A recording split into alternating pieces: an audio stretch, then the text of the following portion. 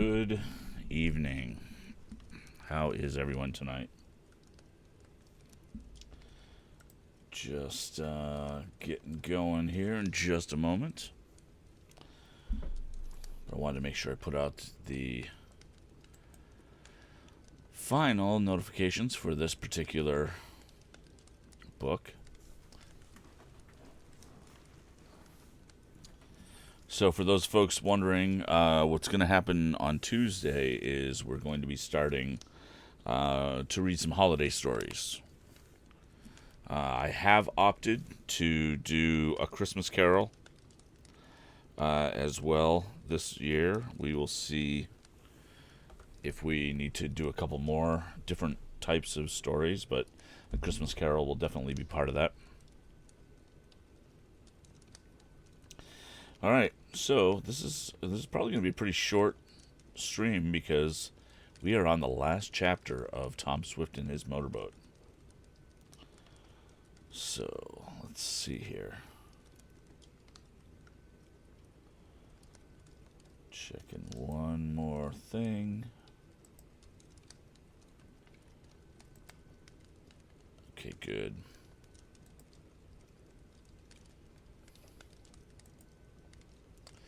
All right, let's just get right to it. Flip this over. Previously, in Chapter 24 of Tom Swift and his motorboat, Tom and Mr. Sharp found the robbers. Chapter 25, Winning a Race. "Where'd this diamond come from?" demanded Mr. Sharp of the quartet of criminals. "That's for us to know and you to find out," sneered Happy Harry. "I don't care as long as that trimmer Borak didn't get it. He tried to do us out of our share." "Well, I guess the police will make you tell," went on the balloonist. "Go for the constable, Tom." Leaving his friend to guard the ugly men, who, for a time at least, were beyond the possibility of doing harm, Tom hurried off through the woods to the nearest village. There he found an officer, and the gang was soon lodged in jail. The diamond was turned over to the authorities, who said they would soon locate the owner. Nor were they long in doing it, for it appeared the gem was part of a large jewel robbery that had taken place some time before in a distant city. The Happy Harry gang, as the men came to be called, were implicated in it, though they only got a small share of the plunder. Search was made for Todd Borak, and he was captured about a week after his companions. Seeing that their game was up, the men made a partial confession, telling where Mr. Swift's goods had been secreted, and the inventor's valuable tools, papers, and machinery were recovered, no damage having been done to them. It developed that after the diamond theft, and when the gang still had possession of Mr. Hastings' boat, Borak, sometimes called Murdoch by his cronies, unknown to them, had secreted the jewel in one of the braces under the gas tank. He expected it to get out secretly, but the capture of the gang and the sale of the boat prevented this. Then he tried to buy the craft to take out the diamond, but Tom overbid him. It was Borak who found Andy's bunches of keys and used one to open the compartment lock when Tom surprised him. The man did manage to remove some of the blocks, thinking he had the one with the diamond in it, but the fact of Tom changing them and painting the compartment deceived him. The gang hoped to get some valuables from Mr. Swift's shop, and to a certain extent succeeded after hanging around several nights and following him to Sandport, but Tom eventually proved too much for them. Even stealing the arrow, which was taken to aid the gang in robbing Mr. Swift, did not succeed, and Borak's plan then to get possession of the diamond fell through. It was thought that the gang would get long terms in prison, but one night, during a violent storm, they escaped from the local jail, and that was the last seen of them for some time. A few days after the capture, as Tom was in the boathouse making some minor repairs to the motor, he heard a voice calling, "Mr. Swift, are you about?" "Hello, Rad. Is that you?" he inquired. recognizing the voice of the man and the mule Boomerang. "Yep, it's me. I have a letter for you. I was passing by the post office, and the clerk asked me to bring it to you. And it's marked hurry, and he said he hadn't seen you today." "That's right. I've been so busy I haven't had time to go for the mail." And Tom took the letter, giving Eradicate 10 cents for his trouble. 10 cents. Nice tip, huh? "Ha! That's good," exclaimed Tom as he read it. "Have someone gone and left you a fortune, Mr. Swift?" asked Eradicate. "No, but it's almost as good. It's an invitation to take part in the motorboat races next week. I'd forgotten all about 'em. I must get ready." "Good. That's all the rising generation thinks about now," observed Eradicate, "racing and going fast. My old mule Boomerang is good enough for me." And shaking his head in a woeful manner, Eradicate went on his way. Tom told Mr. Sharp and his father of the proposed races of the Lanton Motorboat Club, and as it was required that 2 persons be in a craft the size of the Arrow, the young inventor arranged for the balloonist to accompany him. Our hero spent the next few days in tuning up his motor and in getting the Arrow ready for the contest. The races took place on that side of Lake Carlopa near where Mr. Hastings lived, and he was one of the officials of the club. There were several classes, grading according to the horsepower of the motors, and Tom found himself in a class with Andy Foger. "Here's where I beat you," boasted the red-haired youth exultantly, though his manner towards Tom was more temperate than usual. Andy had learned a lesson. "Well, if you can beat me, I'll give you credit for it," answered Tom. The first race was for high-powered craft, and in this Mr. Hastings knew Carlopa won. Then came the trial of the small boats, and Tom was pleased to note that Miss Nestor was on hand in the tiny Dot. "Good luck," he called to her, as he was adjusting his timer, for his turn would soon come. "Remember what I told you about the spark," for he had given her a few lessons. "If I win it, it will be due to you," she called brightly.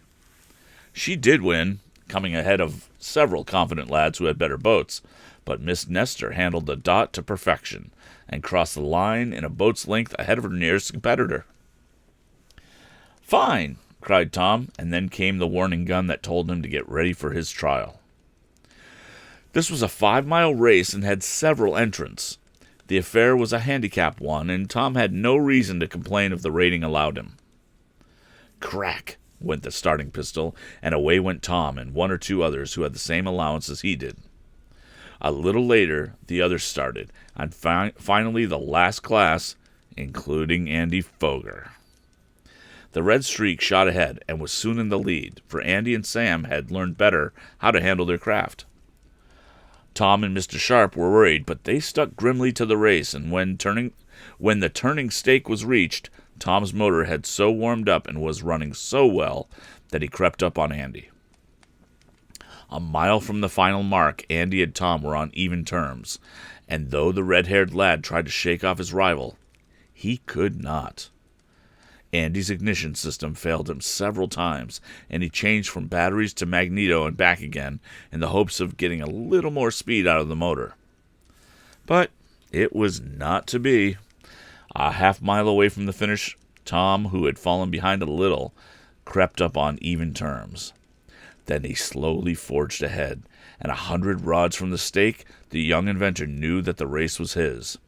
He clinched it, and a few minutes later, crossing the line amidst a burst of cheers. The Arrow had beaten several boats out of her own class, and Tom was very proud and happy. "My, but we did certainly scoot along some," cried Mr. Sharp. "But that's nothing to how well we'll go when we build our airship, eh, Tom?"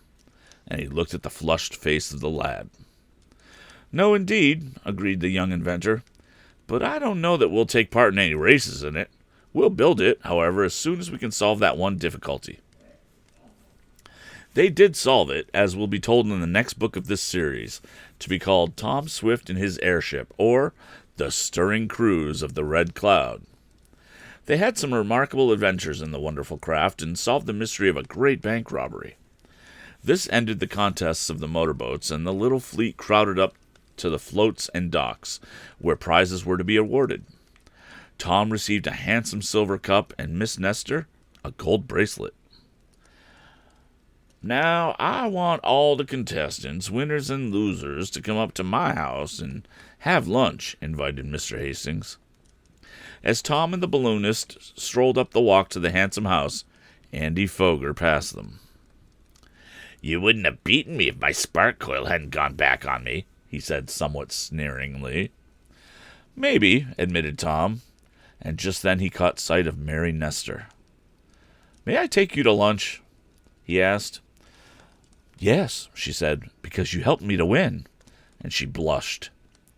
And then they all sat down at the table set out on the lawn, while Tom looked so often at Mary Nestor that Mr. Sharp said afterward it was a wonder he found time to eat. But Tom didn't care. He was happy.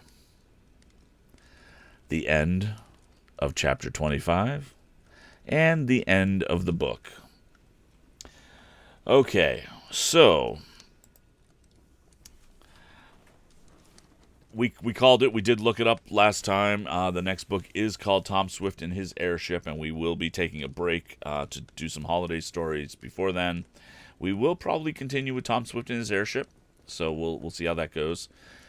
So my overall feeling on this book, clearly, it's pretty self-referential. It knows what it is.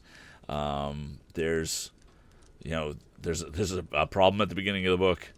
A little bit of a mystery and a little twist towards the center, and then everything wraps up. And then they seem to rush to tie up loose ends. Like, did they need to put the race at the end of the book? No, they could have just wrapped it up with the robbery. But that was kind of a dangling plot line there, so they put it in. I think that. I'm not going to spend half an hour talking about this book. It's a nice story. It is still problematic with its portrayal of African Americans nowadays. I hope that wasn't too noticeable. I really tried to kind of straighten out some of the language in there, but overall, it's an enjoyable book. Pretty straightforward stories. I do like how the quote-unquote technology that Tom gets interested in seems to be ramping up. They tend to foreshadow pretty blatantly about what the next book's going to be. I had no idea originally it was going to be about an airship, but as soon as they saw the balloon in the back half of the book, you kind of knew that's where it was going, and the author basically tells you. So that's cool. I if these came out when I was a kid, in terms of like if I had grown up in the 1910s, and these came out around then, I probably would have enjoyed them. I would think. They are nerd/geek culture of the day, and I think that is pretty good. Now, there is one thing that I've been kind of wondering about, and that is one of the things I remember from school when I was a kid is things that were called Tom Swifties.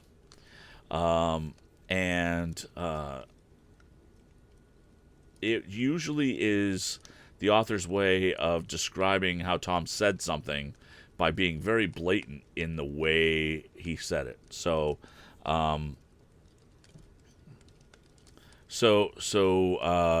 things like Tom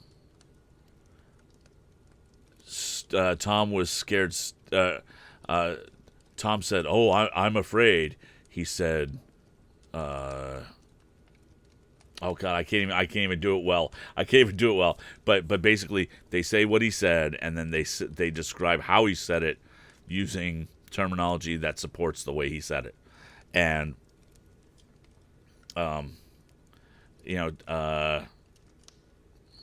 Tom said some joke he said laughingly, that kind of thing. It's not. I haven't noticed it in these books yet. My feeling is that it probably developed over time because there were like 100 of these books, so it probably developed over time. And once that's all done, I mean, once we get deeper into the series, rather, we will probably notice that more. So, I want to thank you I want to say thank you to those folks who have stuck with us and who have been listening to all these chapters. If you are listening, well, we have an outro already, but for the benefit of the people in the chat room, if you missed some chapters, you can always go to anchor.fm/storytime with Kurt, and that's where the audio podcast is being distributed, and it should also be available on Spotify and Google Podcasts, I think. Pretty much everywhere you can find a podcatcher. But we're releasing those 3 times a week, 1 chapter per night. That's at least the distribution we're going to keep on right now. There's been some talk about maybe going 5 or 7 nights a week, but I kind of like the idea of them being little 10, 15-minute morsels. So, if you feel differently, please let me know.